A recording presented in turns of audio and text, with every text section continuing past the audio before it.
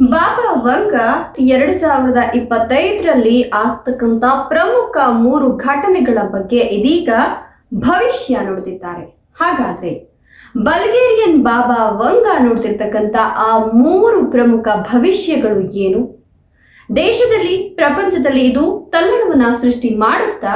ಇವತ್ತಿನ ವಿಡಿಯೋದಲ್ಲಿ ನಾನು ನಿಮಗೆ ತಿಳಿಸ್ತಾ ಹೋಗ್ತೀನಿ. ಅದಕ್ಕಿಂತ ಮೊದಲು ಕರ್ನಾಟಕ ನ್ಯೂಸ್ 9ಗೆ ಸ್ವಾಗತ. ನಾನು ವಿಮಲಾ ನಾಗರಾಜ್. ಸ್ನೇಹಿತರೆ, ಬಲ್ಗೇರಿಯನ್ ಬಾಬಾ ವಂಗ ಸಾಕಷ್ಟು ಭವಿಷ್ಯಗಳನ್ನ ನುಡಿಯುವ ಮೂಲಕ ಸಿಕ್ಕಾಪಟ್ಟೆ ಫೇಮಸ್ ಆಗಿರ್ತಕ್ಕಂಥ ಇವರು ಈಗ ಜೀವಂತವಾಗಿಲ್ಲ. ಆದರೂ ಕೂಡ ಪ್ರತಿ ವರ್ಷ ಸಂಭವಿಸ್ತಕ್ಕಂಥ ಒಂದಷ್ಟು ಘಟನೆಗಳ ಬಗ್ಗೆ ಟಿಪ್ಪಣಿಗಳನ್ನ ಬರೆದಿಟ್ಟಿದ್ದಾರೆ. ಸಾಯೋಕ್ಕಿಂತ ಮೊದಲೇ ಪ್ರತಿ ವರ್ಷ ಜಗತ್ತಿನಲ್ಲಿ ಏನೇನ್ ಆಗುತ್ತೆ, ಏನೆಲ್ಲ ಸಂಭವಿಸಬಹುದು ಅನ್ನೋದನ್ನ ಇವರು ನೋಟ್ ಮಾಡಿ ಸಾವನ್ನಪ್ಪಿರ್ತಕ್ಕಂಥದ್ದು. ಸೊ ಈಗ ಆಗಸ್ಟ್ 2025ರಲ್ಲಿ ಪ್ರಮುಖವಾಗಿ 3 ಘಟನೆಗಳು ನಡೆಯುತ್ತೆ ಅಂತ ಬಾಬಾ ವಂಗ ಭವಿಷ್ಯವನ್ನ ನುಡಿದಿದ್ದಾರೆ. ಆ ಪ್ರಮುಖ 3 ಘಟನೆಗಳನ್ನ ಒಂದೊಂದಾಗಿ ನಾನು ನಿಮ್ಗೆ ತಿಳಿಸ್ತಾ ಹೋಗ್ತೀನಿ. ಬಾಬಾ ವಂಗ ಭವಿಷ್ಯ ನುಡಿಯೋದ್ರಲ್ಲಿ ಫೇಮಸ್.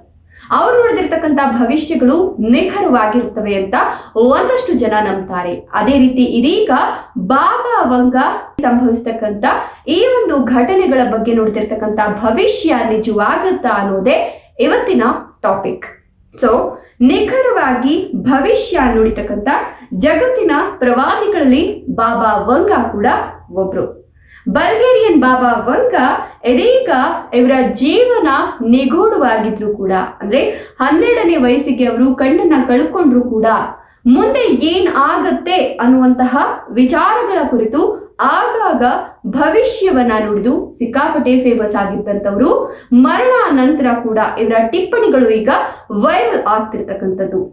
ಸೊ ಇದೀಗ ಭವಿಷ್ಯವನ್ನ ಊಹಿಸುವ ಶಕ್ತಿಯನ್ನ ಹೊಂದಿದ್ದಂತಹ ಬಾಬಾ ವಂಗ 2025ರಲ್ಲಿ ಏನ್ ಆಗಬಹುದು ಅನ್ನುವಂತಹ ಭವಿಷ್ಯಕನ್ನ ಕೂಡ ನುಡಿದಿದ್ದಾರೆ.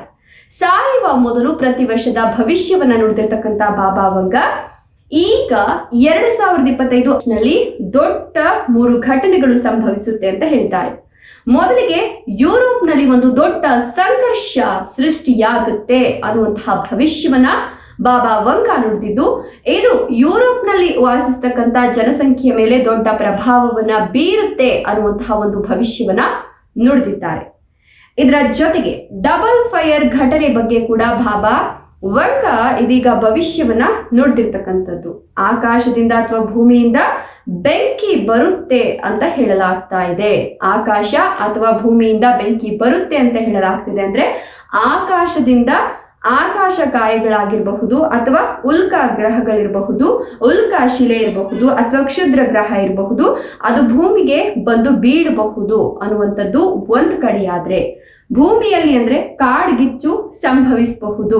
ಈ 2ರಲ್ಲಿ ಒಂದು ಆಗತ್ತೆ, ಡಬಲ್ ಫೈರ್ ಆಗುತ್ತೆ ಅನ್ನುವಂಥದ್ದು ಬಾಬಾ ವಂಗ ಅವರ ಭವಿಷ್ಯದಲ್ಲಿ ಇರ್ತಕ್ಕಂಥ ಉಲ್ಲೇಖ. ಇನ್ನು 3ನೇದು, ಒಂದಾಗಿದ್ದ ಕೈ ಮತ್ತೆ 2ಆಗಿ ವಿಭಜನೆ ಆಗುತ್ತೆ ಅನ್ನುವಂಥದ್ದು. ಅಂದ್ರೆ ಒಂದಾಗಿದ್ದಂತಹ ಕೈ ಅಂತ ಹೇಳಿದ್ರೆ ಯುರೋಪಿಯನ್ ಒಕ್ಕೂಟದ ವಿಭಜನೆ ಆಗ್ತಕ್ಕಂಥ ಸಾಧ್ಯತೆಯ ಬಗ್ಗೆ ಬಾಬಾ ವಂಗ ಭವಿಷ್ಯವನ್ನ ನುಡಿದಿದ್ದಾರೆ. ಯುರೋಪ್ ಪೂರ್ವ ಮತ್ತೆ ಯುರೋಪ್ ಪಶ್ಚಿಮ ಈ ನಡುವೆ ಬೆಳೆದಿದ್ದಂತಹ ಒಂದು ಉತ್ತಮ ಸಂಬಂಧ ಈಗ ಮತ್ತೆ ಕದಡುತ್ತೆ.